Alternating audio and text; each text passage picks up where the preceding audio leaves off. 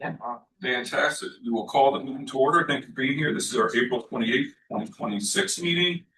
Our first agenda item are approval of the agenda or any possible modifications.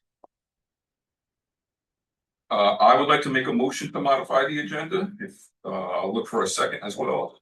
I would like to modify the agenda for 10.5 to be the Climate Action Plan Advisory Council, and agenda item 10.6 to be the Accessibility Advisory Council for quick updates for both of those as well. Second. Thank you, Aaron. Second. Discussion, debate, dialogue. What is it? 10.6 is accessibility Advisory Council. Those are the two advisory councils that I'm aware of. Am I missing any? Fantastic. We'll call for a question. All in favor? That is unanimous. Thank you very much. And those would be quick additions to that agenda item. And if there are not any other modifications to the agenda, we'll continue on. Great. That was just a public comment. No one has signed up for public comment, and I didn't see anyone online either. Say it all the time, then I'll presume there's no board responses. That will bring us to our student reps, and we have LACS present with us. Good to see you. Hope you're all doing well. Yeah, good to see everybody. Yeah, we missed last week. We're sorry for that, though. That was because it was Emily and I. But I was very ill. Very the whole sick. week of school. Emily and I were setting up for the LACS Senior Prank Day, which is, you probably heard of other senior prank days. We go pretty above and beyond for it. We set up pranks, or just like we pretty much just take over the entire school. Like just every single room has some like huge thing featured in it. This year we set up a gigantic like camping scene in the cafeteria. All the tables got moved out, dimming the lights, everything. A school bus made out of said tables. A chapel with a service happening in it. We got TSA screening checkpoint in one room, and we even managed to fit a 65-foot bouncy house into the gym. Which we had a great time. We were very tired at the end of it. It gave Keith quite a big shock seeing all that. As a rookie principal at LACS, but it was one of my favorite experiences at LACS. We had a ton of fun doing it. We'll be beginning the process for new LACS board reps for next year, next week. So that means at least Emily and I will be gone next year, graduating. Both will be running again. But we're starting that next week. That, if you're not familiar with our process, I think I sent it out probably honestly 5 months ago at this point. If anybody's curious, I'd be happy to just forward that to the board email address. We will be doing speeches for our candidates next week, and then the following week will be a full week of voting for our student body. It's again another student created process for how we do that. I was a part of that. I'm quite proud of it. All right. So, for starters, again, sorry that I was sick last week. It was not great, but I'm back now. I'm 100%, so we're all good. Last week on Wednesday, as you guys probably know, there was a walkout, so a large number of LACS students participated. So at the end of sixth period, or I think the beginning of sixth period, rather, end of lunch, beginning of sixth period, around that time, we gathered outdoors in the amphitheater to start by making signs, gathering our group, making sure that everyone was there, and making our game plan for the rest of the afternoon. Then at roughly, I think 1:15, we walked downtown, walked down State Street, and then we made our way to DeWitt Park, where we had a few different performances and speeches, and then afterwards, we had a small group continue marching on the commons. Yeah. In fourth cycle, which is we have now entered fourth cycle or quarter in our school, and that brings a couple of new things. For starters, we no longer have projects, so pretty toned down. Well, yes, we no longer have projects as they are typically known, and we instead have shifted into our trips group. So as we've talked about to you guys about many times, we have our experiential education, like the part of our school. And one of the biggest ways we do that is through our trip groups, in which during trips week in end of May, we will for a week cease classes and go on trip groups with students. So some of those are local trips, and some of those some of those are going all the way to Spain, which is me, Julian, and Emily are all participating in. We personally are leaving a few days early, so we'll be leaving in 17 days on the 15th. I know, coming up real soon. Otherwise, we also have state testing for the middle schoolers. So the past couple days and even last week, I believe we the eighth graders, maybe seventh graders, I'm not sure, have had their science, math, ELA state testing. And from me personally, I've had a lot of conversations with middle schoolers. They are not happy about it, but they're doing it nonetheless. They'll continue it, and hopefully they'll soon get through that process and be done. But we're working through it. I want to make one note for our middle schoolers as well. Our Science Olympiad team, we have 2 sports at LACS, mock trial and Science Olympiad. They went to the state championships this past week. They got second in geology and third, I think it's in it's something to do with dinosaurs. I don't remember the thing. No, it's disease. Disease. One of the Disease. the first event was rocks and minerals. Yeah, and which the they got second event was disease. Diseases. Yeah, the team's only a few years old and they're already going to the state championship. We're very proud of them for that. And kind of additionally with the Earth Day walkout, everyone's aware, not a school sanctioned event, but I think it's still important that we communicate that LACS is a very climate conscious school. And probably the vast majority of the high school walked out to march downtown, protest down on the commons, and have our voices be heard. We had performances, and I felt it was very powerful.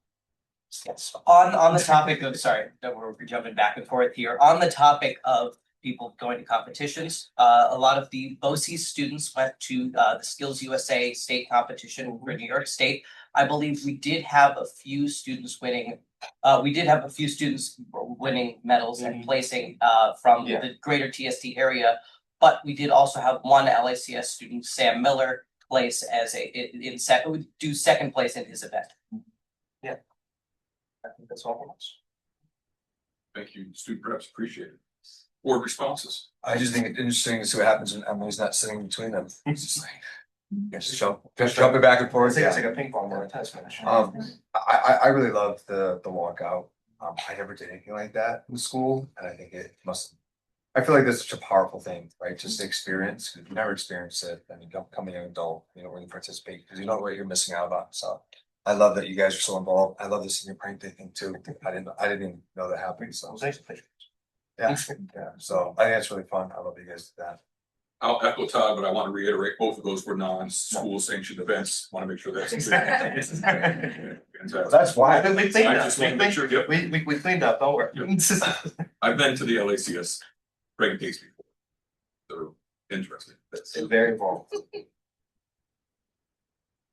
A quick response from me for board reps. We'll be talking about this later on when we get to the policy committee update.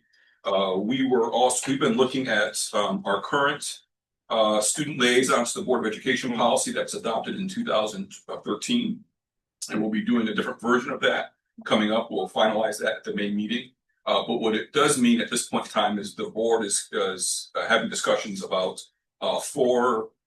possibly four reps at Ithaca High School and 2 reps from LACS. So going back to the 4-2 model, which is actually stated in the policy, we'll make sure that we communicate that with Keith and with our current board reps at all. And I believe I've captured that correctly. Madeline and Emily that was part of our last conversation, and we'll finalize that soon. Yeah. So just a heads up as you're going into this process. Yeah, we're quite excited for the next board reps next year to be involved with this process, help implement it, steer it, give feedback. Yeah, we're both in the agenda committee, which is who is running the elections. Sadly, of course, being We're not involved. Yeah, of course, as a person running, I can't. Yeah, understood. Any other board responses? All right, fantastic. Thank you again, LACS reps. Appreciate it. That will move to the consent agenda and we'll entertain motions. I move to approve all consent agenda items listed in consent agenda, personnel report, students and minutes of previous meeting was presented. Second. Moved by Adam, seconded by Jacob. Questions, conversation, debate, dialogue. Hearing none, we'll ask the question. All in favor? Motion passes unanimously. Thank you very much. And then I don't know that this would be a modification to the agenda, but Dr. Brown has asked to not engage in a superintendent's report for this evening, but rather fold that into the next agenda item, which is the state of the district. So those are gonna become the same agenda item. My apologies for not making that change when we talked about it at the beginning of the meeting. But here we find ourselves. So we will move to agenda item 9.1, 2025-2026 state of the school district. Thank you for the opportunity to share in this way, Dr. Brad. Good to see everyone. I wish to invite some team members to be there, but up close though. And we hope to engage in this conversation. That's what we think about the back. That's me next. Thank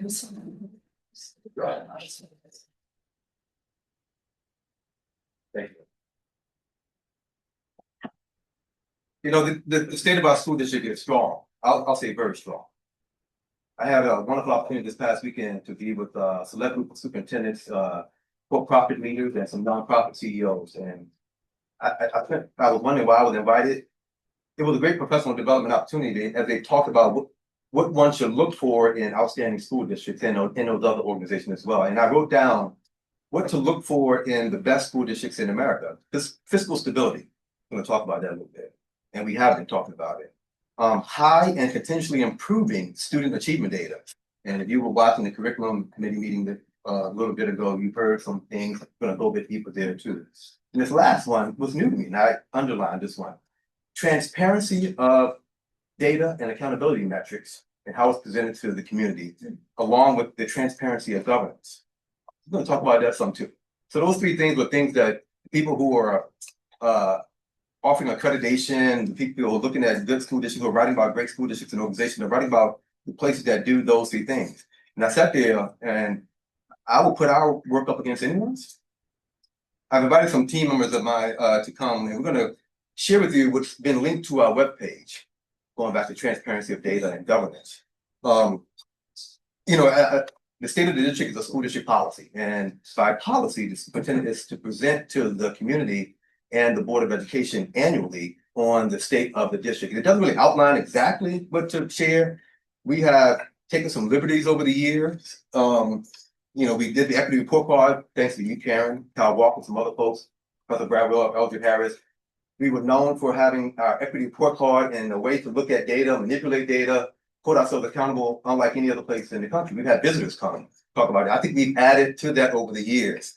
But what we're presenting to you now, similar to what we shared a few weeks ago around budgeting, is an enhancement to what we've already done when it comes to sharing our data. And I want to share this as our state of the district. And it's a bold statement for any superintendent to say it. The state of our district is strong, very strong. And as you've heard me say before, I'm going to bring our data and our portfolio of data, and I'd like folks to bring theirs as well if they wish to challenge that, wish to share with us where they want us to do more. But when I say the state of our district is strong, I mean that. And I know we have areas we need to continuously improve.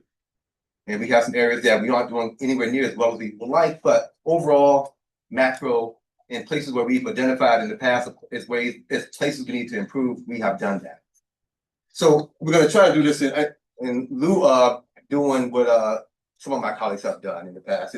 Share with you 100 different slides with a bunch of numbers you can't read on a slide. We've asked our team to tell some stories to sort of highlight some takeaways or talking points, but are open to any let's talk submissions, email, phone calls, and we can go deeper. We've done work sessions. Karen, I believe you've hosted work sessions where we've looked at our data, we've asked questions. So we're open to having community conversations in any form about what we do. We will bring our data to engage in a learning conversation about the work. And tonight, it may seem short to some folks, but we are going to hit some highlights, and we're open to some questions folks may have. And thank you, Emily, for pulling this up as I sort of just talk through it. We'll start with, I'm going to start with enrollment patterns. And my team is we're going to talk about communication, we're going to talk about equity, we're going to talk about finances, we're going to talk about all the things that are board goals at the time, and things that we think are part of our state of the district report. See, enrollment patterns, I will begin with, I was asked this past weekend, there was a superintendent in one of the top districts in an A-rated school district in California sat next to me, and for unbeknownst to me had been following our work. And he asked, you're one of the best school districts in the nation. How did you achieve 15 consecutive years of winning the best community for music education award? That we have recently been recognized for 15 straight years for having a music program and an arts program that's best in the country. And he also said, and I've been following your AP enrollment work too, for 10 years, at least 10 years. I was trying to, I think maybe 11. We've been honored by the college board as an honorable school district, top 2% in the country for our enrollment patterns. So let's break down enrollment. Because this question comes up a lot, and I've heard our scores misrepresented by a lot of folks, but I want to be clear about where we are. And this is something that we've identified as something we want to do. This is, we're winning awards from the college board around our enrollment patterns in AP and honors level courses because our numbers continue to go up, and our classes continue to become more and more diverse. And I'll read you some of these numbers. I don't like to read things, but I want to make sure we get this in the record. 69.1% of our students are enrolled in at least one AP or dual enrollment course. That represents a 3 percentage point increase from even last year. We have 302 students enrolled in TC3 college credit courses while still at Ithaca High School. With an average of, most are earning at least 11 credits. I'll go on to say we have 538 students taking an AP exam, close to 1,100 AP exams taken. This is important. 43.7% of those exams score a 4 or 5. That's an increasing number of young people getting a 4 or 5 on AP exams, while at the same time, the number of young people are increasing and the diversity of that cohort is increasing as well. That is something I'm hoping that goes into the record, because that is a stat that we share unlike anyone else in the nation. So our AP and our honors level courses in this excellent school district has only enhanced. We're offering more, we have more offerings, more kids are taking them, they're doing better on those courses. And as we've done work to make sure that those classes are more diverse, those kids are taking them well and our scores continue to go up. I came in 2010, and my first board meeting was a tough one because it was on the heels of a tough budget conversation. And I was told by the board president at the time that conversation was hard because young people that showed up fearing they were going to lose their elementary music program, strings music, I believe. And all of a sudden I'm thinking, maybe I was hired because of my dissertation was on co-curricular involvement, particularly in athletics and performing arts. And I found that the young people participate in something before or after school that's related to athletics or performing arts outperform those who do not across 12 different academic indicators. In Virginia, I was struggling with how come in school districts in Virginia, the Commonwealth, that was the first thing we were cutting when budgets got tough. So I studied it, and it was true. The thing that we know increases academic achievement, enrollment in those programs, is the thing that's most often cut when budgets get cut. It's like if you're not doing well in English, we're going to take you out of math class. Y'all feel me? Like I struggled with that concept. Now, my study's been replicated, I think 10 different times since I wrote that, and people are finding the same thing. So I thought maybe I was hired so that we wouldn't destroy the programs that we know are contributing to young people engaging in school, their leadership, their social emotional health, and their academic achievement. So we have not. We actually at that time said we were going to increase enrollment patterns at the secondary and elementary level at a time where we weren't even tracking the number of elementary students who were enrolling in co-curricular programs. I'm trying to say this as slow as I can to make sure people understand what we're talking about, to get to what I'm going to read now. Choir, band, and orchestra enrollment has increased significantly over 10 years, but even from year to year. At the secondary level, co-curricular participation is at 68.6%. 68.6% of our young people at the secondary level are doing something before or after school. While we want to increase in that, I won't even mention the percentage of young people, particularly Black students, who were participating when I got here. Now that number has increased yet again from 46 last year to 50% of our Black students are participating in a co-curricular program. We've enhanced our offering. I remember the year, Sean, when we were cutting, we have a significant budget cut. I was challenged as a new superintendent to cut. And at the same time, we added co-curricular programs. We added indoor track, this little alpine skiing. We added programs to make sure we increased the diversity in co-curricular. At the same time, we were cutting programs, and this room was packed, but we were cutting programs that we were not seeing the academic achievement gain from. That was a tough day, but now we're seeing those kind of shifts, and we've been seeing those kind of shifts. Elementary band, orchestra, and participation has increased yet again we're at 66.7. So 66.7% of our elementary students are participating. I keep pointing right here because that's where the students are sitting, participating in a strings or band or core program. Again, we're telling stories here now, and you can go deeper into the data. It's there for everyone to see and even manipulate, thanks to Lynn and the folks who put together our Tableau system that allows you to look at our data by subgroup, membership group, and other categories. Again, I'm going to pass along to maybe Lynn next to share more stories. But again, the state of our district is strong, and these are multiple indicators that I was told we need to significantly improve, even though at the time they were already pretty good. Lynn? Thanks, Dr. Yeah. Brown. Yes, and I encourage folks to go in and explore both the state of the district report and the equity report card that is linked there. Both are current and up to date. And one of the things that I appreciate most about how we look at accountability in this district and in this community is that it's not just one metric, right? We are looking across metrics at how kids are succeeding. So the story I want to look at is both starting with enrollment and thinking about the diversity and complexity of the learners we are serving. So in 2024-25, last year, 31% of our students had either an IEP or a 504 plan, which is an indication of just complex learning needs, right? Have needs that need to be planned for with intention and to support learners in succeeding at high levels. All kids are capable of learning. So that's a 10% increase over the last 5 years in terms of the number of students that have these very specific plans to support their complex learning needs. At the same time that we're seeing that increase in that beautiful growing of diversity and learning needs, we are also raising achievement levels, right? So thinking about our at grade level reading went up the last 2 years. I'm sorry, I'm just finding my notes here. So last year we were 67% of kids showed at least 1 year's growth in reading. And we were up over previous years in our at grade level reading. That is a direct indication of the structures of support we're putting into place through our MTSS or multi-tiered systems of support, thinking about how do we address the needs of complex learners while raising achievement, right? We see that on our ELA and math exams, both going up. So we are not only raising achievement, but we're doing that with learners who need more to learn, need more repetition, need more in different ways of the information being presented, require more work on the part of teachers and the other adults in our buildings. We're seeing that, additionally in chronic absenteeism. So thinking about our chronic absenteeism rates, which decreased to 23.9%. So down from 26% down to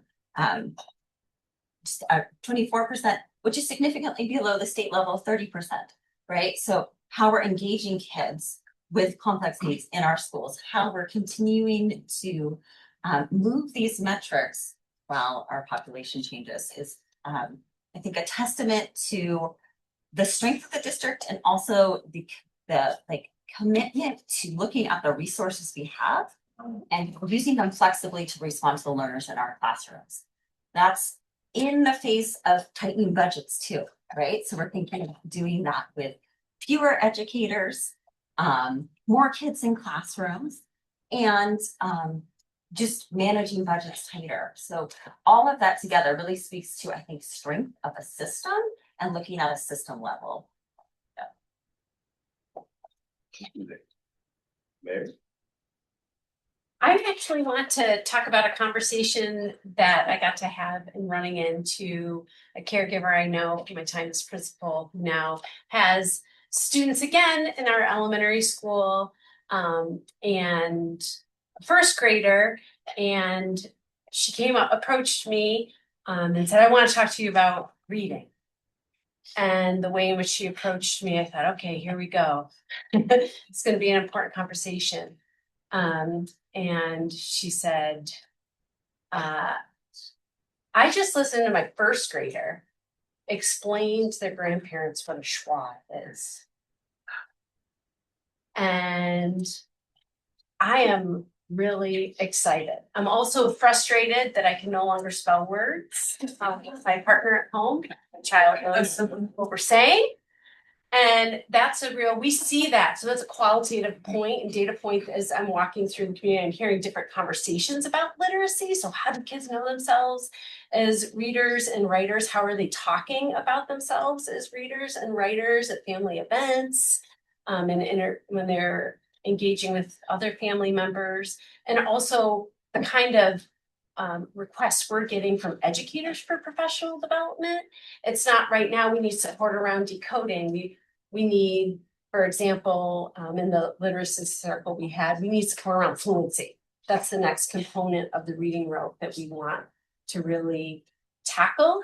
And so we see that if we look at our Dibbles assessment K-5, the increase of around 8 percentage points in students growing their growth as readers, and then how that one local assessment, and then what we also see in the New York State assessment is also a growth of around 8% as an average across all of our students. So thank you to the work of teachers. Thank you to the work of caregivers who are willing to talk about it and approach us. And it was, amazing work. I will echo our fine and performing arts department, the most recent show 9 to 5. So thank you. Communication continues to be a board goal. And I've been here when we had no communication plan or any resources in our budget to support communicating. Those were some days. Our website was a bulletin board. Remember those days? Thank you, Katie, for being here. We'd love for you to talk about our approaches. And again, I heard this weekend, very few leaders ever hear that the organization is communicating well. That's always something we hear, no matter if you're Cornell, if you're a higher institution, higher education institution, or a K-12. But Katie, you want to talk about some of the metrics and efforts?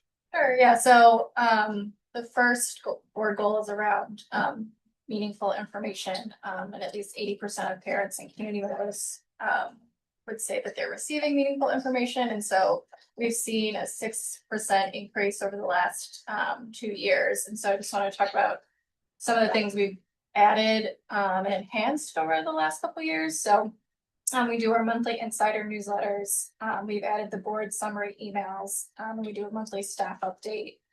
We've increased the number of stories coming out of our building. So last year we had 34 total. We're already at 40 stories from our buildings. We've increased text messaging to families, social media. We've tried to increase more video content. We've revamped our website. We launched this new website 2 years ago completely, and added an app that goes along with it. We have a new newsletter platform that we rolled out over the summer to all buildings as well. So over this past year, we've been working with each school to redesign newsletters. They're more accessible, they can be translated, and so we increased a lot of those accessibility features as well. And we also provide the meeting summaries after every single board meeting. We've integrated calendars to the website as well. So each school can add their events to a Google Calendar that syncs with the website to try and get more overview of events happening at each building.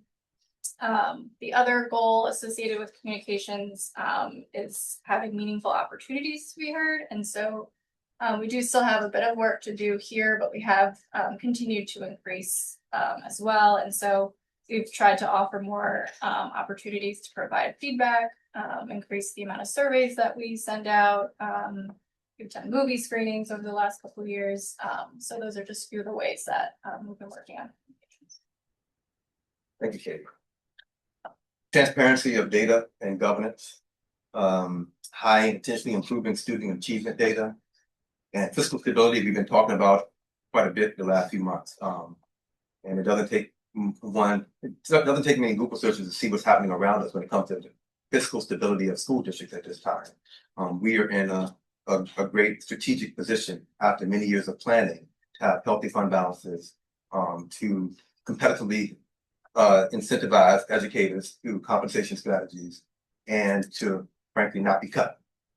And that's a good place to be in 2026 in Central New York. So fiscal stability.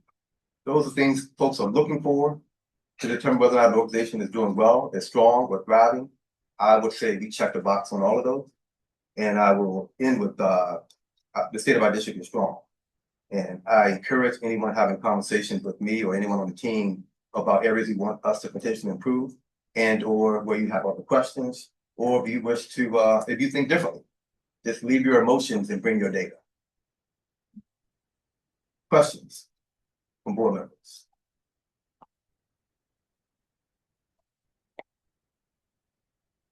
Comments, reactions, questions. This is the time, I assume, for dialogue for you and your team, Dr. Brown. Is that what I'm understanding? Yeah, we got a bunch of folks, including Dan, who finally turned the lights up after 20 text messages. Come on, Dan. It only took 10. I was like, I'm not multitasking, Dan. Recognizing that this is the Cliff Notes version of the Cliff Notes of this website, and still there's an opportunity for us to engage a little further, should board members. So, I just want to make a comment about fiscal responsibility. I know I've experienced like when times are good, you don't realize how good you got it, you know?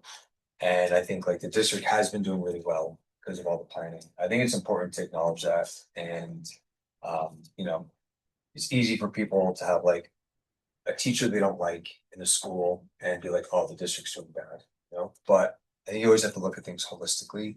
And it's so important that the district is healthy financially, fiscally, you know, because then we can pay teachers and we can plan for the future and we can organize things in a way that's, you know, student focused and staff focused. So I know I comment on it a lot, but it's so important. And I think it's something that doesn't get enough appreciation, and it's because things have been good. So I do appreciate all you guys do for that. Sure.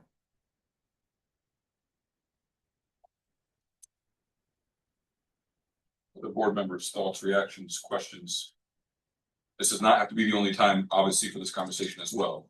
Right? Much like fiscal planning, this is a year-long process or a continuous process and a continual improvement process. Yes. So even while things may be really good and strong, doesn't mean not still striving for excellence in various ways, including can't be excellent without being equitable. You saying Dr. Brown's not equitable? I'm saying so. What to do? Yeah. I wanna, as a fellow communications person, Katie, I just wanna say like, well done. Because this district's massive and the amount of work it takes to try to get that information out there is a lot, and like, well done. The changes you made it's palpable, so. Thanks. I'll step out of line. I'll echo that as well. Just thinking about where we were as a district 5-6 years ago in terms of communication. A good portion of it was, again, just pre-COVID. It took a lot of work. And I've often said one of the things about our district is not necessarily a lack of transparency. It's an overwhelming amount of information that's disorganized. And so folks, it's not like it's not there, it's just hard to find. And I think we've done such a much better job of pushing out information in much more organized ways. I know some of the open rates for some of the emails that you receive are well above industry standards. It's almost amazing how well, how engaged our community is. But the communication piece has really helped a great deal. And I've noticed, I'm sure, I would assume, I don't want to make assumptions, but I will assume the other board members probably have noticed as well. Individual communication from schools has increased pretty significantly. So I'm greatly, as one caregiver, I'm greatly appreciative of getting continual updates from the school, which happened before, but it was paper. It would come home once a month, maybe. Now I feel like I'm getting weekly, if not multiple communications per week. And that's as a caregiver, again, that makes you feel some sort of way of connected to the school. So to you and your team, Katie, I know it's not just you. I know there's other folks here. Casey does a lot of work as well. So, but thanks to everyone for the communication. It's been an intentional and rewarding impact for the school. You know, one thing about a successful district too is having good executive staff. And I don't think our staff gets enough appreciation.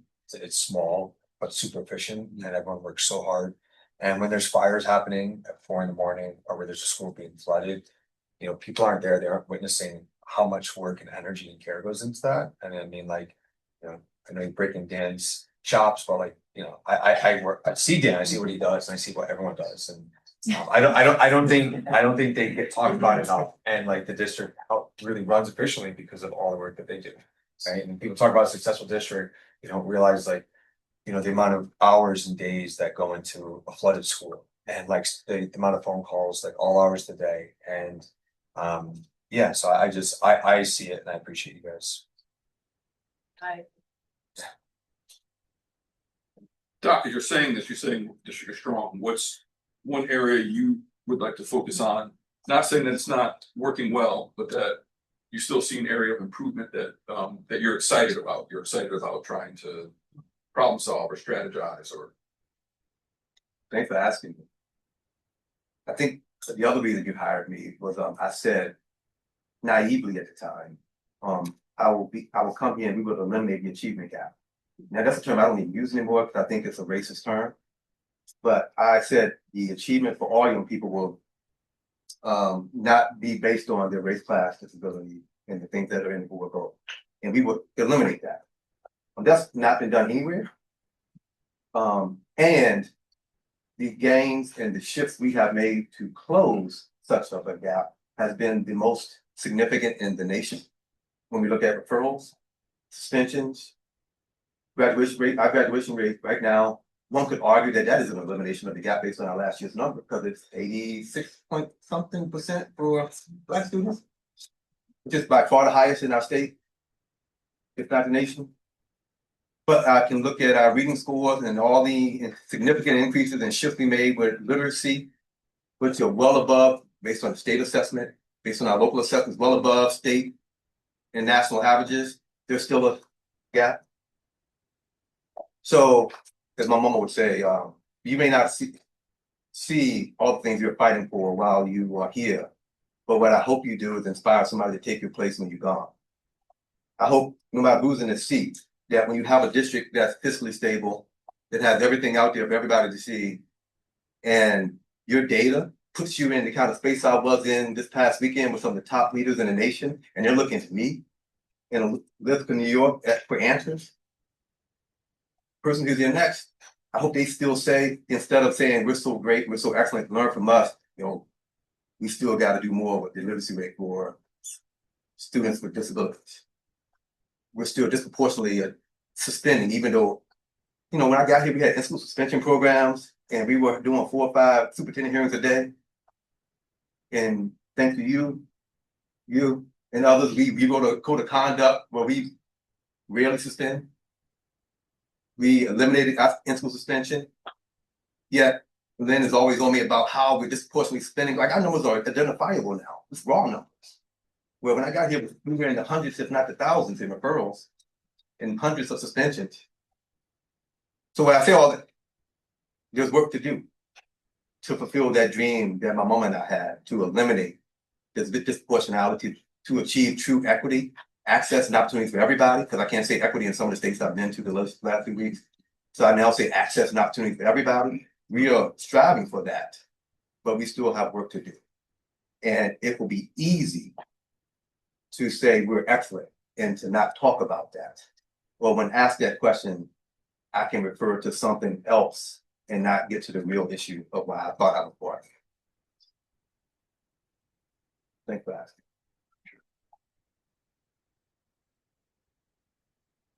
Additional comments, questions? Well, thank you, and thank the whole team for the continued work. And Katie, got to mention now communication tool on transportation. That was so big for families to have an app and to be able to access the app, and even in snow day times and all. And thank you that we had this past March we had community conversations around the capital project and have made it available, 6 conversations throughout Ithaca, not all well attended, but the thing is it was accessible for people to attend if they had chosen to attend. And I remember like one of the turning points with even the music students was when Lynn, Mary, and a host of others and Daphne Shalulu had connected with the community and reached out to IC professors to say, well, what do we need to do differently to engage our elementary students from third grade into the music program? And made it accessible at all of our schools too, if they wanted to do so in the after school program. So that has definitely made an impact, and the various community conversations we've had over time on the equity report card and other data.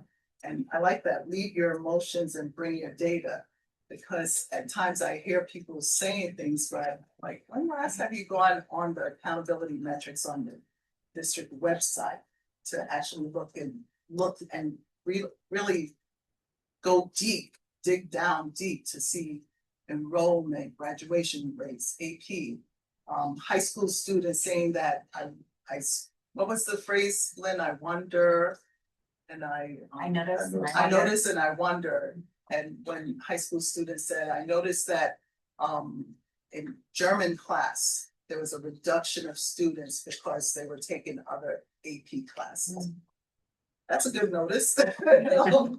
But or when students would see their peers that are not treated a certain way, treated fairly.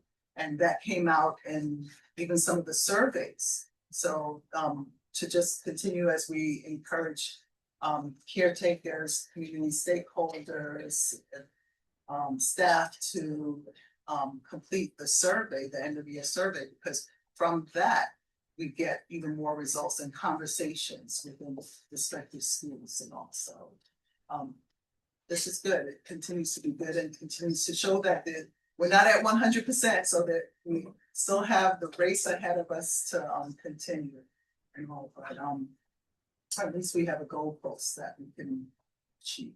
So thank you all. Want to add on? Thank you for presenting the information. Thank you for everyone who's working hard in the district. I was sharing with Emily before the meeting, but it seems timely to share it with everyone. Like, as a graduate of the Ithaca City School District, I feel like I have sometimes heard the how to describe it, like the argument, like, well, back in the day, like the Ithaca City School District did this or that. And I think, like, I agree with many of the strengths that were named, as well as the ways in which I would like to see more equitable outcomes for students. But I think that objectively and definitively, like, it is a much, like, the Ithaca City School District is a much better place to be a student than it was like when I was a student here, for many of the reasons named. And so I've always appreciated the district, but I just wanted to highlight that because it's a common misconception I've heard, and I think the data is, we don't actually have the data to look at from like 25 years ago, but it's yeah. Thanks for the work you all did. So back to the teacher class. I'm sorry. Have fun with that. I didn't think I would be following Jacob, so I'll say this before you leave. Some of the data we do have from back in the day, but part of the reason why I ran for the board is when my daughter graduated from 2006, Black students had a graduation rate of 54%. So to go from 54% to 84% is nothing short of phenomenal. And having a child like our child struggle with two parents with advanced degrees, quasi middle class, surrounded by books, tutors, you name it, and to watch that struggle, I do think it's a much better district to be a student in for a variety of students, and we still know that we have more work to do. So, but that's what inspired me to run for the board, was realizing that we were leaving students behind and didn't want to watch that. Dr. Brown, I'm sure we are going to come at you. I will not leave my emotion at the door, but I'll still condemn it. We'll still continue to have these conversations, and we ask folks, we have the Let's Talk portal, you have board members, females, you have phone numbers, call. I'm sure people have additional questions as they're able to use this tool and take a look at it, and would ask people to please look at the data.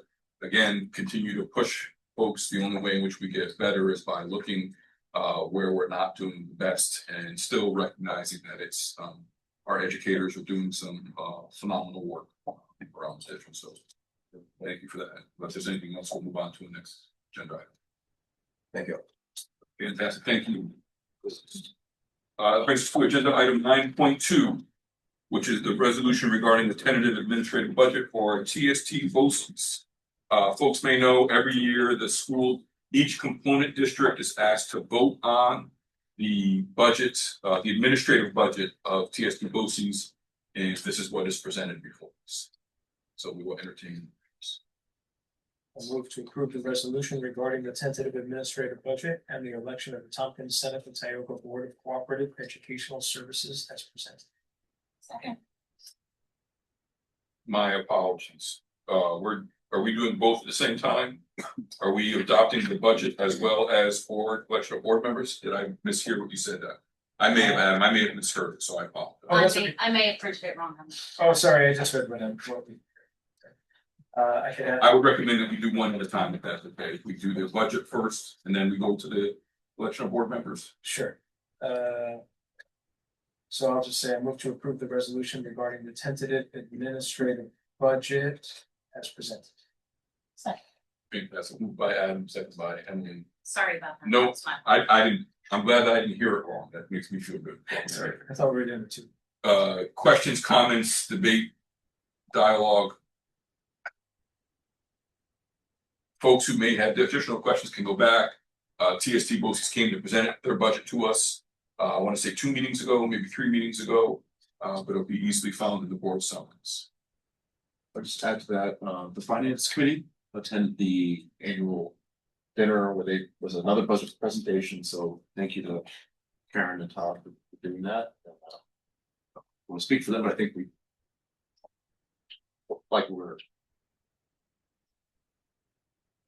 There's no other questions, we'll call a question or no other comments. All in favor?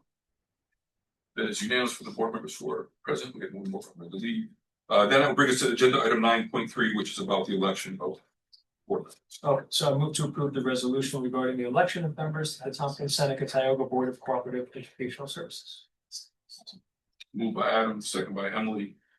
Each component district is asked to put forward one member to serve on the TST Board of Education. And then all component districts are asked to vote on the members, whether they're from their district or not. That's what we have presented for us. Questions, comments, dialogue. Well, just thank Brad Granger for always serving and representing the city school. Yes, thank you, Brad. And thank you, Mary, for supporting Brad and making that happen. We'll call the question. All in favor? That motion passes unanimously as well. Bring to agenda item 9.4. This is a secret resolution for the emergency repairs to Cuba Heights. We'll entertain motions and then dialogue. Move that the board adopt the secret resolution. The secret resolution for the Cayuga Heights Elementary School Reconstructions Project, determining it to be a type 2 action under secret. Second. Moved by Adam, second by Emily. I like revolution better, but I appreciate that as well. Questions, comments, discussion? I'm a little confused by this. Yep. I apologize. It's my first time seeing it. It's my fault. Can we talk about it real quick and just so I can understand what the purpose of going through, like, are we going through an actual secret process to do it, you know? Dr. Lisi, or Chris, would y'all please quickly answer? I didn't see you back there. How you doing? The State Environmental Quality Resources Act requires school districts, when they perform capital projects, to make a determination on the seeker status. That is done in conjunction with your attorneys who review the action. In this case, it's type 2, which is the lowest level, because you're really only doing something inside the building. So there's no environmental quality concerns, habitat, archaeological resources, that sort of thing that is under the purview of seeker. So this one is a very basic level. You do it on every capital project. So this is a regular occurrence. I'm happy to talk more. Every once in a while you get into different actions. There's unlisted and type 1 that are a little more restricted. So that's. Who's the agency that handles it? Like if I'm building a building in the city of Ithaca, I go to the planning board, right? The planning board is the agency that, will determine whether it meets standards or not. So I'm just curious.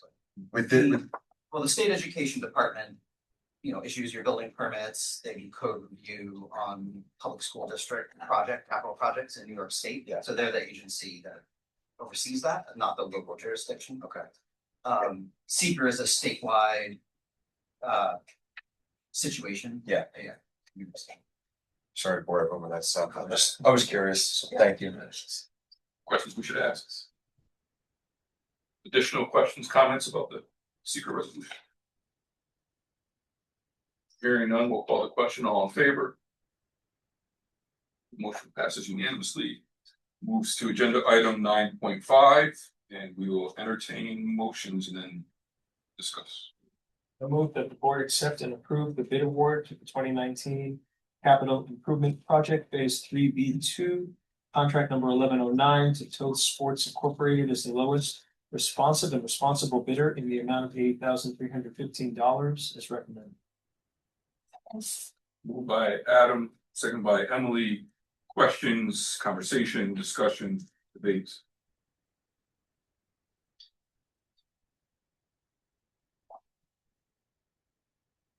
Hearing none. We'll call the question. All in favor? Motion passes unanimously. Fantastic. And this moves us to agenda item 9.6, which is a draft policy of school visits by school board members for a first reading. And to remind our community, any policy goes for a first reading. If it is approved by the board, it goes back to the policy committee. Then it comes back from the policy committee to the board for a second reading and adoption. So we will not be adopting this policy this evening. We're just putting it in front of the board to get feedback. So we can entertain motions, and then I will speak to or ask my colleagues to speak to it on the policy committee. I move to approve the Ithaca City School District Draft Policy 2111.1 titled School Visits by Board Members for first reading. Moved by Adam, second by Emily.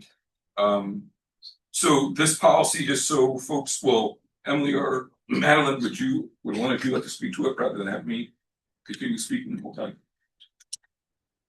Go for it. Appreciate it, thanks. The policy has come up a couple of times. We have received advice from legal counsel that school board members visiting schools without set of parameters may be outside the role of board governance, while simultaneously understanding the significant importance that school board members visiting schools has. And so this policy seeks to set up some parameters of coordinating with the superintendent would then coordinate with school buildings. And in other districts, there is a vote that's required, a majority vote for a board member to visit a school in an official school board capacity. It's not, I'm going to see my child's lacrosse game or I'm going to see a concert. That's not what this is about. It's if I'm trying to visit a school as an official board member, what does this look like? Some school districts, again, have a vote. That's usually the way in which it's recommended. We decided that our board did not necessarily need a policy that was that complicated, but that any board member wishing to visit a school should inform their fellow colleagues who are looking to do so, and then coordinate that visit through the superintendent's office, then through the local school board or the school building.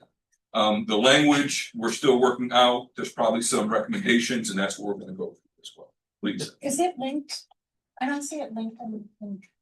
Board Docs was down for like 2 days, okay. so So there link is to a your draft. packet. Oh, That was emailed on Friday. Okay. I didn't see that. So it's the policy title school board governance to just remind us that governing body micromanages.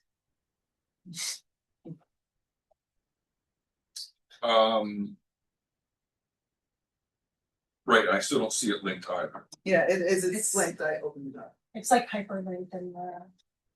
Oh, you know. Oh, the email of The that. attachment. My- not Of the- yeah. I can put it up on the screen. Yes, please. Oh, no. And again, this is a first reading. We knew it wasn't perfect, but as the policy committee, we decided not to continue wordsmithing, but rather get it in front of our colleagues and see what you felt about it. And things that you may want to be included, not want to be included, realizing that the policy committee shouldn't be obviously the committee that's, deciding the policy, but coming up with a recommendation or a draft for board members.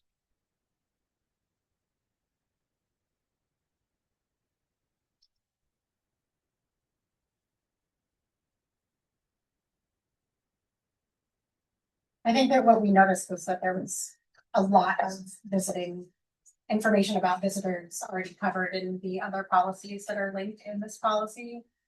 And so we're trying to focus more on the few things that like set board members apart or may create confusion and to try to recruit all of those things. So if we move down all the way to the bottom, Emily, for a quick second, right there, those policies, the cross-reference. So we already have a policy about visitors to school that applies to all school board members and anyone else, right? There's already a policy about classroom observations and visits. Any parent or caregiver can request an observation or visit. That's a different role, and there's already a policy for that. And then we've had to include a policy about public conduct on school property. This was in response to a couple of events a couple of years ago. So that applies as well. Again, the policy that we're looking at is specifically focused. A school board member said, I want to do some instructional rounds. I want to go take a look at so-and-so school. I want to make that happen again as a board member. We did look at other districts and what they do. We were trying to be, I thought, Emily, less restrictive, like there's no need for that amount of restrictions and steps in place, but having a policy in place, we thought would be helpful. And that includes a recommendation from our legal counsel recommending we have a policy in place as well. And so we're in no hurry for this policy. It's also able to be tabled if folks weren't able to take a look at it. We were just trying to move it through, or we could vote it through for a first reading, knowing that it's going back to the policy committee in May for any additions, and folks could follow up with those additions as well if we want to keep the policy procedure moving forward. So there are no objections from the policy committee to move this forward? I didn't think we had any objections. We know that some wordsmithing may need to happen, and we didn't want to hold up the policy because we were debating must versus shall, right? And I'm being serious as an example. So no, I mean, we felt it was a slimmed down version, made sense. And we should say I'm speaking here, and I may be speaking out of turn. Part of this was what takes place if a school board member is working with a building leader that's not tenured. What are the protections that are available? And how do we make that happen? That's not always the case, but making sure that there was an official process that folks followed, that there was no debate about. There's someone in the room who says things are good until they're not. Did I get that quote right, Mr. Van Kuren? That was part of the idea behind it. Let's just have a policy in place that we follow that gives, and recognizing that board members should go to schools. So yes, long would answer, Karen, to say that no, I don't think the policy committee has any objections to our first reading. We'll be a little more explicit in a second. So the process with this, we can move it forward to the vote on it tonight, move it to the policy committee, bring it back to vote. Yes. Second reading too. And in the meantime, any feedback, suggestions, recommendations can be sent to any member of the policy committee. We'll discuss it at the May policy committee. All right, that seems to be a couple of head nods. We'll raise a question. All in favor of a first reading? Fantastic. That moves forward. We'll put that on the May policy committee meeting agenda. And a second policy is the naming of facilities and dedication of spaces for first reading. This may be a little bit more complicated for us to unwind, but maybe want to pull that up as well. And let's see if we can move it and second it first, and then we'll get into some of the discussion. Some background. So, sorry. I move to approve the Ithaca City School District Draft Policy 1600 titled Naming of Facilities and Dedication of Spaces for first reading. Second. Moved by Adam, second by Emily. Some quick background for this. The board does not currently have a policy for this. We have been asked over the past year and a half, 2 years, about the possibility of naming various spaces, locations, classrooms, and made us think that it would probably be wise for the board to have a policy in place. I want to give both Emily Workman and Emily Tracy Arm kudos for doing research about what various districts have done. Districts go back and forth between having a policy and having a procedure. But as you may imagine, this is a significant topic throughout the state about what happens. Some of this is coming off of the heels of the 2020 protests, when you find communities wanting to rename buildings or wanting to rename, a field or whatever it may be. And part of it locally is for us is the unfortunate losing of some of our dedicated and beloved staff, and how do we honor their legacy as well. And so should there be a process for that in place? We looked at I want to say maybe 8, 9 different models across the state and try to come up with something that, and Emily and Madeline, please jump in, that provided some process, but for the procedure to be determined at a little bit later date. But that the board, what we really were trying to make sure that we said, the board reserves the rights to approve or disapprove of any naming request. How we go about that, we also reserve the right to ask for additional information. In some communities, there has to be a petition of 100 signatures. There has to be a written narrative and rationale about why this should take place. Sometimes there's a moratorium that if something has been named, it cannot be unnamed or renamed for a 5-year period. I know I'm missing a lot of other caveats that were out there, and we decided not to jump into all of those, but rather say if someone has a request, send it to the board, and we reserve the right to ask for additional information about what that looks like. I think that's basically what we came up with. Is that? Yeah, I would say so. I guess I would just say, while I agree that we didn't develop a process necessarily, this policy was way longer and kind of included a process through the research that we did on other district policies. We did find one specific process even that we all felt was a really kind of meaningful way to go about this. And while we originally put it in the policy, we scaled the policy down significantly so that we're not creating something so formal within the policy, because no matter what, everything that we saw basically fell back upon the board to be the final approver. So we decided that it made more sense to just kind of clarify that in the policy itself. But we do feel, I'm speaking for all of us investing, so I'm just not sure, but I think that we landed at a place where we also felt inspired by a procedure enough to know that like we're not going to go like searching in the dark and come up with something totally random, but one that already feels like pretty consistent and good, and allows a lot of opportunity for community members to engage while not complicating things on the district or board end as well. So happy to share that with board members who all want to see those things. Not that it influences this specifically, but it was helpful to kind of understand what we would be thinking about doing when we did take these things into consideration. Those examples still, I thought I may have put them back, even though I asked you to remove them. No, but I have a whole folder full of them. I mean, maybe just, the central is ISLIP. I'm with Yes. ISLIP. Central ISLIP has a great, they also don't have a significant policy in place, but they do have a very thoughtful procedure that is laid out on their website, so anybody can just go and look at it.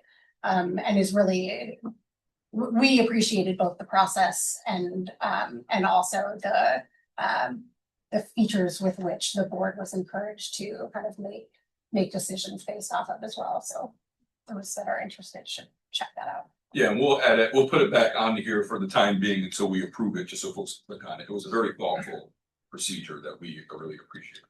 Madeline, any additions on your end? So this is the overarching policy. So the process and the procedures we could go into in the future, that if we wanted to put in, or if someone wants to name, they can provide a donation in the amount to exceed such and such and everything like that. Yeah. Yeah. No. No, we can't. We could talk about that. Well, last time we went down that path, it is disconnected from any financial incentive, or you cannot. We've been down this path one time already with someone who donated money, wanting something to be renamed. And so it is not connected to any financial donation to the district.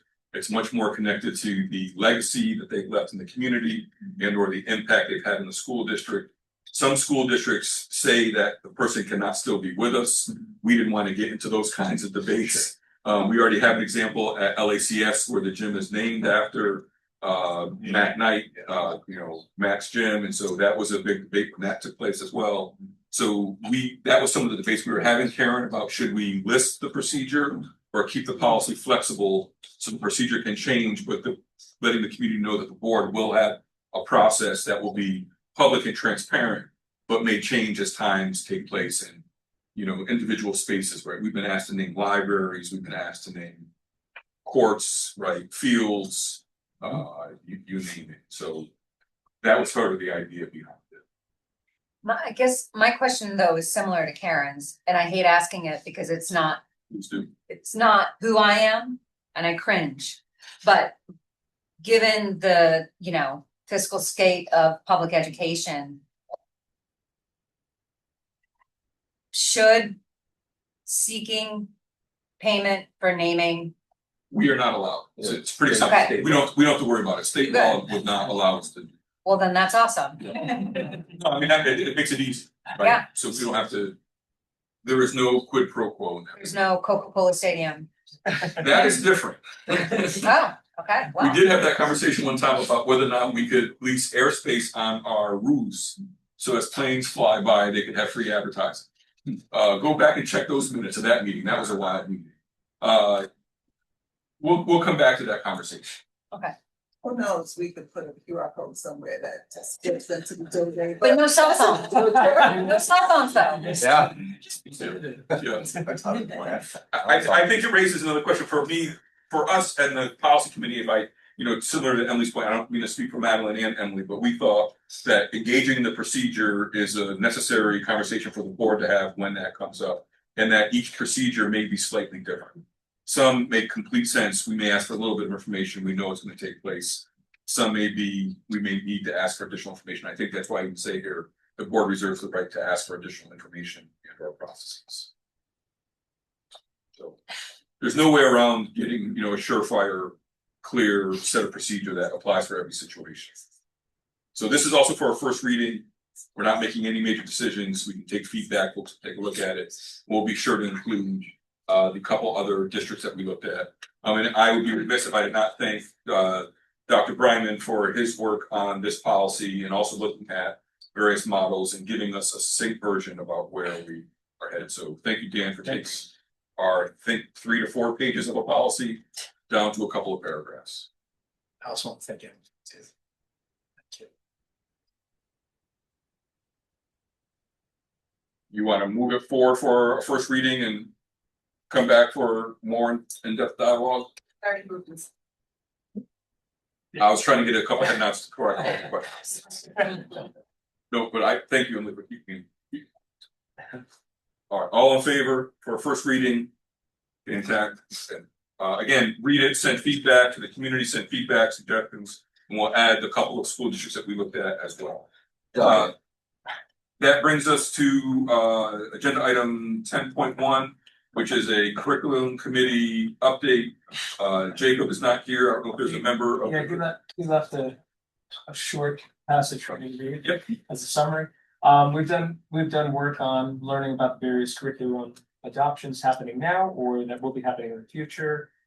Just this evening, we heard about about our science data and how our overall performance is strong and above the state in most areas, but also that we still need to work on equity, removing race, class, and disability because there are significant disparities, as there are across the state, as we kind of talked about. We also looked at instructional minutes, thinking forward to how we can make sure that a science curriculum adoption process at the elementary school can be successful, while making sure that we keep important structures like win time, that's the what I need time in the elementary school classrooms, Then we also want to give a huge shout out to the team at BJM and the district office who described how they've been working to get to a good place with the K2 EL adoption. Watch the video, it was really inspirational to hear how people are working together. And feel free to email Jacob, me, Aaron, anyone on the committee, or was at the meeting, and the board if you have more questions or suggestions around the work that we're doing at curriculum. Thank you, Adam, appreciate it. 10.2 Facilities and Finance Committee update. Yeah, I think we had a facilities finance meeting 2 weeks ago on Thursday. I think the outcome of that's largely known by this room because it was the input that we had the following Tuesday, but just for the public record, I will say that we met that Thursday. The committee was challenged with two things. First, could we provide more transparency on the implications of different mixes of that sort of difficult balance of trying to offer relief to taxpayers, but also preserve district's long-term financial health? So we said we were asked to provide more transparency on what different scenarios would look like. And we also kind of were reminded again that this is a very difficult year for taxpayers and to try to really look hard. A lot of inflationary pressure, a lot of uncertainty in the economy. All right. Oh. We were asked to really try to sharpen our pencils and do the best we could for taxpayers. And we came back 5 days later with both of those things with a proposed levy percentage that was a little lower than the tax cap than what we thought 5 days earlier. And we also, and I just want to shout out to Dr. Lisi here, came back with, he really exceeded expectations and came back with not even just a low, medium, and high kind of forecast, but helped us develop a tool to allow the public to, and I think in a really unprecedented manner, to make their own assumptions about things like state aid changes. People can access the tool. They can put in their best guesses about what's going to happen in their future, slide the lever, and see what the health looks like, financial health looks like 2 years from now, 3 years from now. So, Dr. Brown, you may want to jump in, but we've gotten quite a bit of interest actually from other districts about how we did that and how they could do it. And is Dr. Lisi available for hire? So I just want to again kudos to him, kudos to the team, and then of course we all know that the budget did pass. That is a core responsibility of the board to pass the budget. I think no budget's perfect. It kind of reminds me of your comment with calendars. There's no perfect budget, but I think we've achieved a budget that strikes a good balance in the competing needs.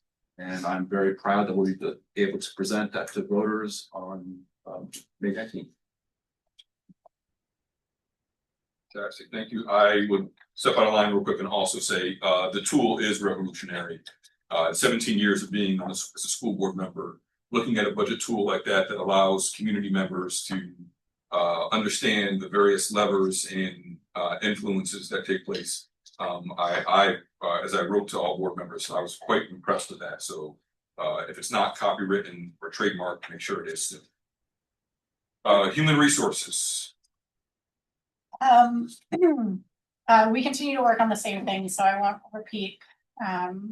But I will highlight our last meeting because I'm really grateful we had a number of principals come from a number of different schools to talk to us about the educators that's working in their buildings, and specifically those that are untenured. And it was a really wonderful conversation. It was a great opportunity to be able to engage with some of our building leaders who are so busy that we get very little time.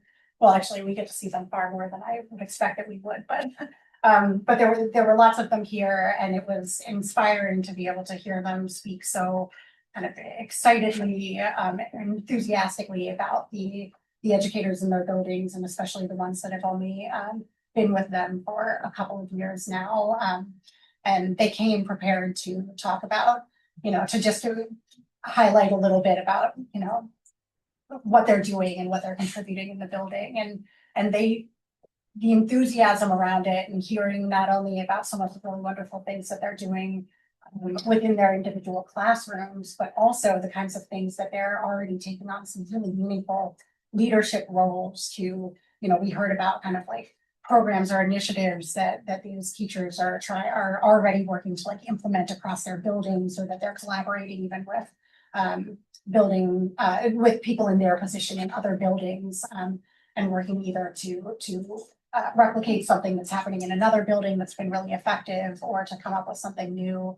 And it was just really, it was exciting both to hear how excited they were, how proud they were of them, and also that, you know, I think that they were being very open about the areas in which they're, you know, are already working to help them improve and expand their the their areas of focus, and how they're able to do that and balance all of the other things that they're doing as building leaders. I don't know, but actually we did ask that, and it was even nice to hear that in the ways that they're working even collaboratively with other staff within their building to help build up teachers. So it was a great meeting and well organized by the HR department, which I also appreciate. And that was actually only the first of probably 3 or 4 meetings that we're gonna have with different building leaders, and we'll have in the next month, we'll have met with all of them. And this really came about, and I know that this has happened in the past, and then processes have changed, but it is the responsibility of the board to approve tenure recommendations on the personnel report, but it has been up to kind of the people on the HR committee to really drive the amount of information that they may or may not be getting about those folks. And I had the opportunity to meet with Moira Lang, who was on the board previously, who did a lot of great work kind of leading and thinking about how to make that process meaningful so that it wasn't too arduous for district leaders or building leaders and educators, but also enough that the board feels a little bit more confident in being able to knowledgeably vote to support these educators as they get tenure. Fantastic, thank you. I know that some of those processes around tenure was the board's recognition that for administrators and teachers, we're potentially talking about a multi-million-dollar decision over a career.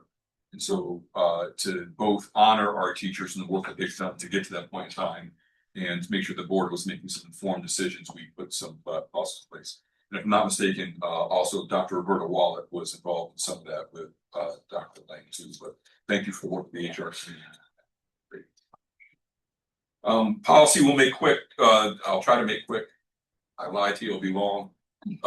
We talked about 2 already. One was visit by school board members. The other was naming of facilities.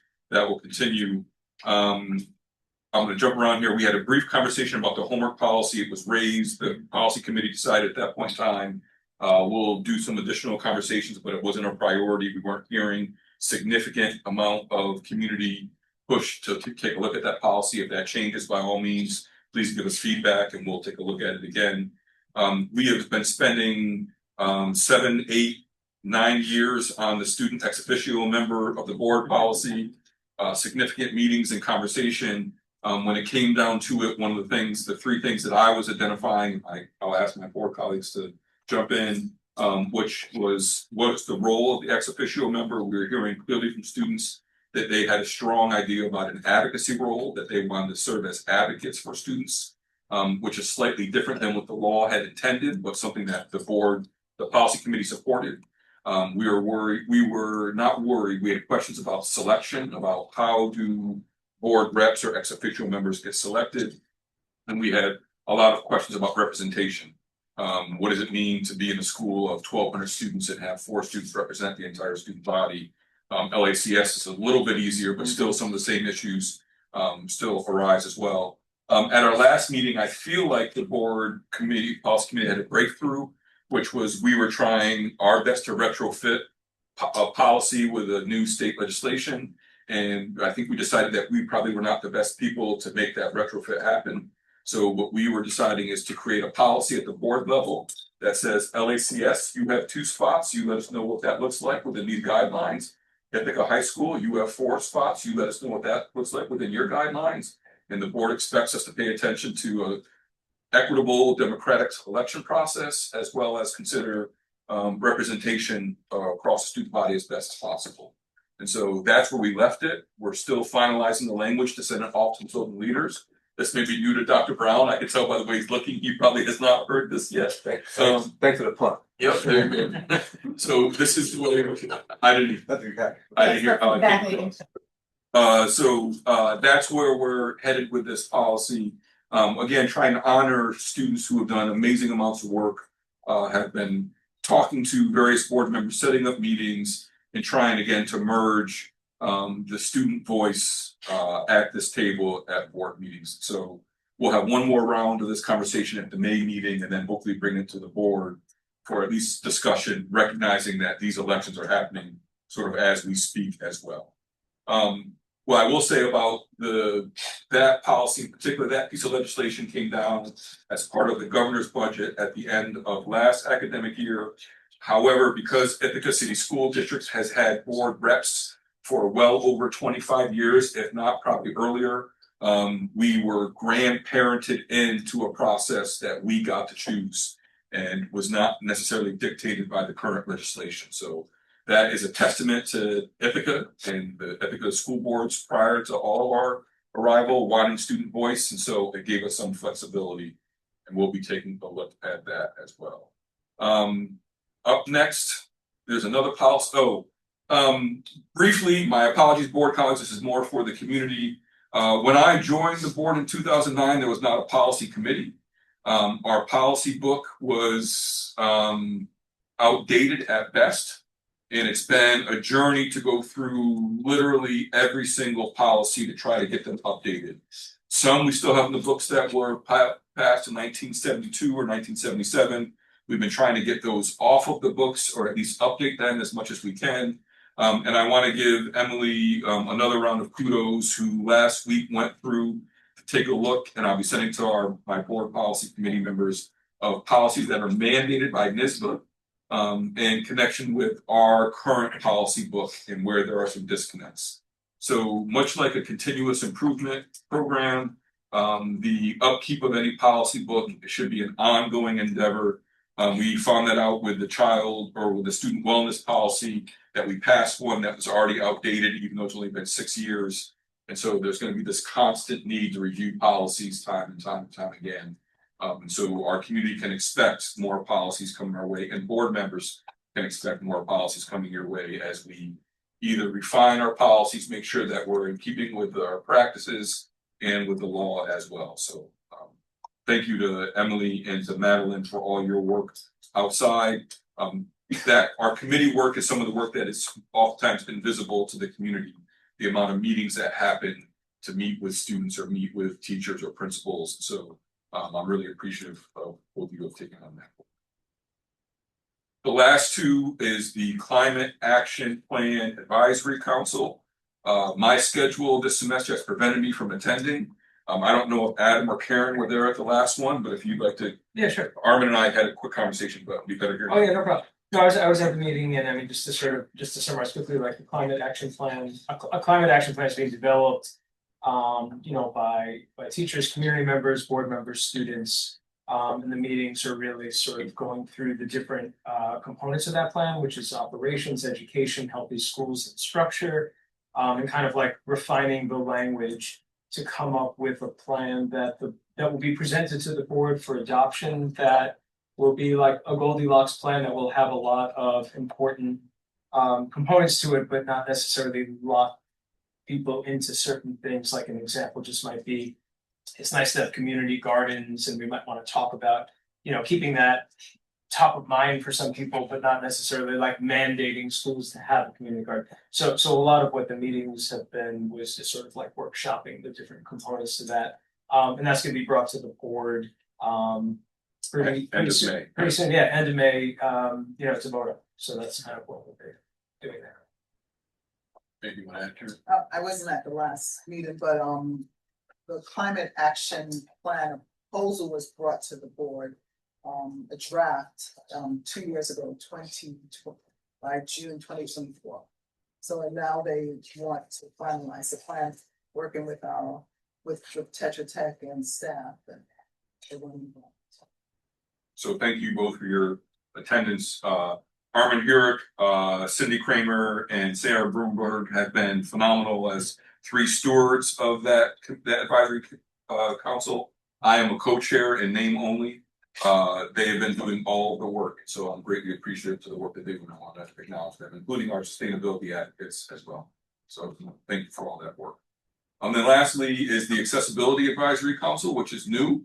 I believe just only a couple months old. I could be wrong about that. You're absolutely right. So we have met twice. I'm gonna quickly read the purpose statement because it's so new. It's the purpose is to develop a district-wide vision and approach to accessibility that's proactive, inclusive, and grounded in equity with a focus on universal design for living and learning.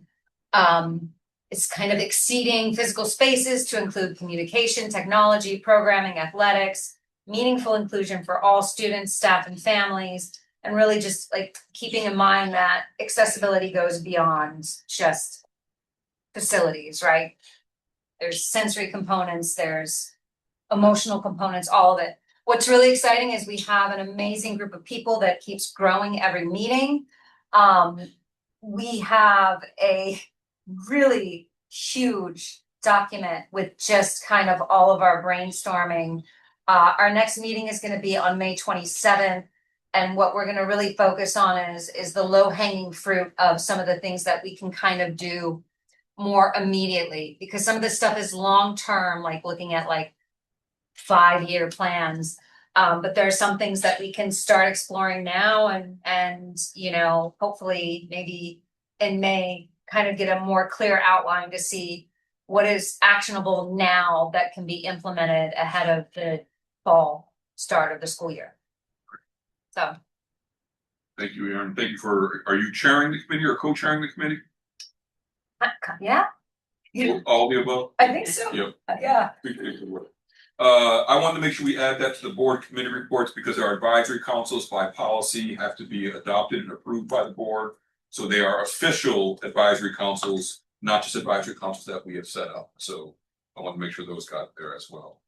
For the most part, that is the end of our meeting. But the board does anticipate going into executive session.